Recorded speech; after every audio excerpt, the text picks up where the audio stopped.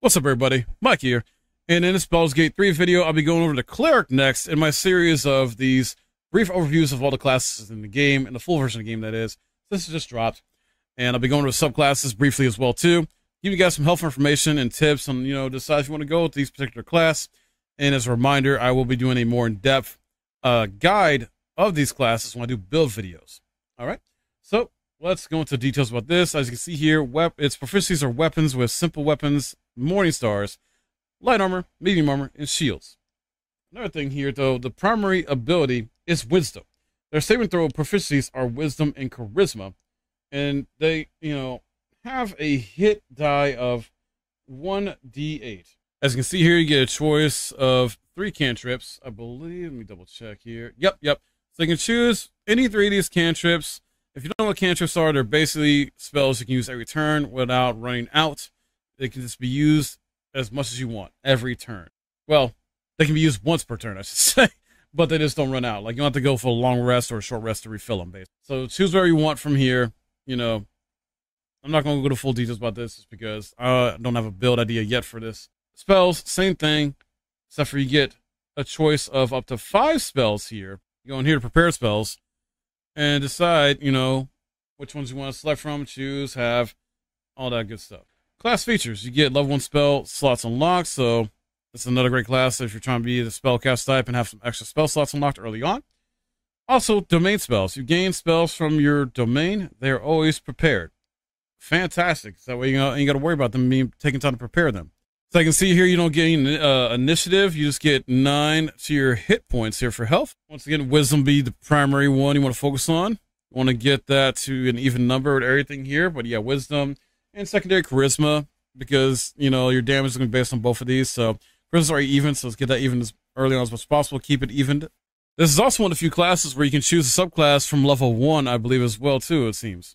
So you have light domain, which is a proficiency with heavy armor here, and you can choose to have light domain spells of cure wounds, bless. Subclass feature, disciple of life. Your devotion empowers your healing spells. When casting a healing spell, the target regains additional hit points equal to 2 plus the spell's level. Very good if you're going for a supportive healing type build. And sorry, I said light, I meant life. I misspoke. This is light. This is light. You get a cantrip here. The light evocation cantrip. Use an object with an aura of light until long rest. Only affects 1 target at a time, though. Then you have the light domain spells, the burning hands, fairy fire. So burning hands, you do 3 to 18 damage. Each vulnerable target is hit with 3 to 18 fire damage. On save, targets still take half damage. It's always prepared as well, too. And then fairy fire, all targets within the light turn visible, and attack rolls against them have advantage. It's for 10 turns. The subclass feature, warding flare. Shield yourself with divine light. Use your reaction to impose disadvantage on an attacker, possibly causing their attack to miss. Very good if you're trying to throw off the enemies with this. And then you got trickery domain. So it's actions here. Blessing of the trickster. Grant another creature advantage on stealth checks. Only affects 1 target at a time. Then you got tricky domain spells here. You got charm a person. Charm a humanoid to prevent it from attacking you. You gain advantage on charisma checks and dialogue. It's for 10 turns. Condition ends early if you or an ally hurts the target. In higher difficulty modes, the target might accuse you of enchanting them. So be mindful of that. And then you got Disguise Self. It's a level 1 elusive spell. Magically change all aspects of your appearance. It's always prepared as well. It's very good. Knowledge domain. 2 spells here only. You get command. Command a creature to flee, move closer, freeze, drop to the ground, or drop its weapon. You already know the spell, so you start off already knowing it. The spell is sleep. Put creatures into a magical slumber. Select targets out to a combined 24 hit points.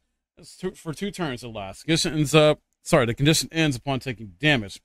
And it's fantastic. I was going through early access with a friend of mine, and he was sorcerer, and he had this ability, and he just at one point just kept putting enemies to sleep, and we just decimated. This is a very, very strong spell to utilize in this game to give you advantage in combat. Next up, nature domain. So you get a cantrip of Shillelagh. So similar to the Druid, because Druid gets this as well too. Shillelagh. Your staff or club becomes magical. It deals 4 to 11 bludgeoning damage and uses your spellcasting ability for attack rolls. This is for 10 turns. A bonus action as well too. Spells. You start with here. Speak with animals. And then animal friendship. Now, obviously, you can switch out your prepare spells, but yeah, up to you if you want to keep these. Speaking of animals, obviously self-explanatory. Talk to animals. Animal friendship. Convince a beast not to attack you. Creature must have intelligence of 3 or less. Condition ends early if you or an ally hurts the target. In higher difficulty modes, the target might become hostile when the spell ends. Subclass features. Acolyte of Nature. You learn of a druid cantrip and become proficient in animal handling, nature, or survival. So it's kind of like a sort of hybrid here of druid and cleric if you decide to go with the subclass. Tempest Domain. And Thunder Waves you get early on as a spell. Release a wave of thunderous force that pushes away all creatures and objects. On save, targets still take half damage. Then Fog Cloud. The cloud blinds and heavily obscures creatures within it. It's for 10 turns. So it's very good if you're like trying to essentially not get hit too much, protect your allies, blind your enemies, give you advantage to keep dish out punishment while they can't really dish out punishment to you. Keeps you elusive, essentially. Subclass features. Wrath of the Storm. Strike back at an attacking creature, potentially dealing 2 to 16 lightning damage. On a failed saving throw, you deal half of a 2 to 16 thunder damage roll. And then War Domain. Spells here. You got Shield of Faith. Protect a creature from attacks. Increase its armor class by 2 until long rest. So you already know the spell. Basically what I said earlier about the other. I think it was Trickery. No. Knowledge. Shows with knowledge. Some of that. You have Divine Favor. Your weapon attacks deal an additional 1 to 4 radiant damage for 3 turns. It's a bonus action as well too. War Priest is a subclass feature. When you make an unarmed or weapon attack, you can spend a War Priest charge to make an additional attack as a bonus action. That's very good. The more actions you can do in bonus actions in combat, the more successful you'll be at surviving and just wrecking your enemies no matter what in bosses. For your background with this class, I think the best one overall, because it helps with both your wisdom and charisma, is going to be Guild Artisan. Reason being, skills here. Insight gives you a +5 to your wisdom. Read people in situations, detect lies. And then Persuasion, +3 to charisma. Turn on the charm, coax, and I don't know how to say that word, but you can coax people. So I think it's the overall best one because it helps buff, the 2 main abilities that this build focuses on. Sorry, not build, class. I haven't done build videos yet. Misspoke. Another one you maybe might want to mess around with is Folk Hero if you just want to have a more wisdom focused of a cleric, which is +5 because it gives you animal handling +5 wisdom, and survival +5 wisdom.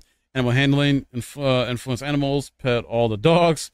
Survival, stay alive in the wilds, track prey. So once again, yeah, if you want to have a more like nature focus with the cleric, go that route too, So yeah, that pretty much wraps up the cleric for the time being. Stay tuned for more of these videos that are coming up here soon. And I hope you look forward to my build videos. As soon as I can get them out, I will get them out. As those other guide videos I plan to do. I hope this is helpful and entertaining to you guys. Let me know your thoughts in the comments below. I appreciate all the support you guys give me. Thank you for watching. Please drop a like, subscribe if you're new. Hit the bell for notifications too. I'll probably forget to say that. And I'll be streaming some on Twitch as well too. Link in the description below if you want to catch me on Twitch live. To ask the questions there and just hang out. We talk about the game some more, having fun. Appreciate it, guys. Take care.